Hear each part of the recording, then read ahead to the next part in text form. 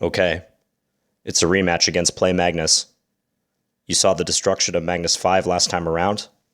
Today we're going to play Magnus 5.5. I don't think we're going to see a different result, but you never know. Don't worry, I wasn't studying chess all day. You should still be able to beat me. Some uncharacteristic modesty from Magnus.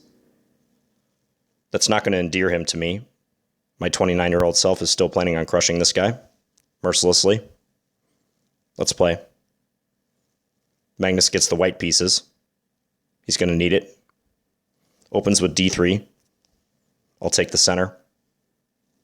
h4. Last time we played, Magnus just pushed pawns and hung his queen. And he's learned a little bit. He moved a bishop. Not to a particularly good square, but, baby steps.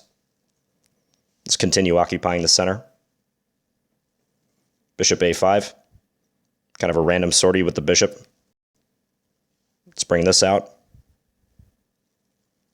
Knight h3. Magnus doesn't understand that you shouldn't bring a knight to the edge of the board at this age. I'll continue developing. And characteristically, he didn't notice that one of his pieces was under attack. I'll take that. Brings his knight up. Beginners love such knight moves. I think they latch onto the knight because it is a pretty unique piece. Let's just attack it. Show the folly of his ways. And king d2. The bold king march. Totally unprovoked. And quite obviously terrible. Thank you for the knight. Pushes the pawn. I could take it, but let's attack the knight on c3 instead. Now, here's a test. If I take Magnus's knight, will he have the wherewithal to recapture? I had such high hopes for you, Magnus, and you continually disappoint me. King c1 instead of taking the knight. Let's take the pawn on f2 with a fork. I wonder if John Ludwig Hammer lays awake at night, playing Play Magnus, wondering how Magnus became the world champion and not him. How did Magnus become the great Norwegian hope?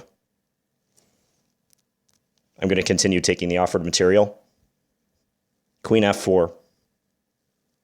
Magnus 5 played a similarly bad move last time, putting the queen on an undefended square.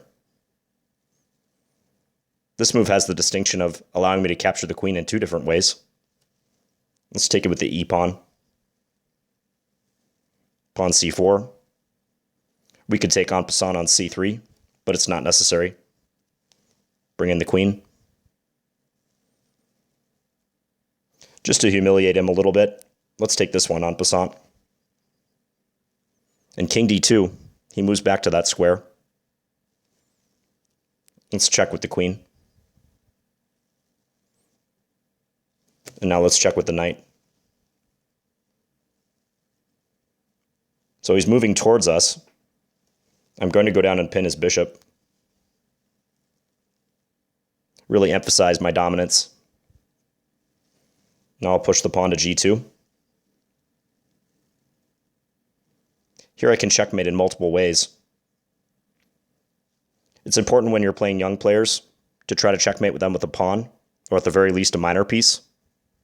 It sends a message that you're not to be trifled with, and it also sets a tone for future encounters. So I'm going to take here, and let's promote to a rook, just for fun. Checkmate. I win. Not unexpected. I would say that Magnus's improvement was marginal this time around. And I think these two videos against Magnus 5 and Magnus 5.5 conclusively answer the question, how many 5-year-olds could you take in a fight? In the case of Play Magnus, it's a lot.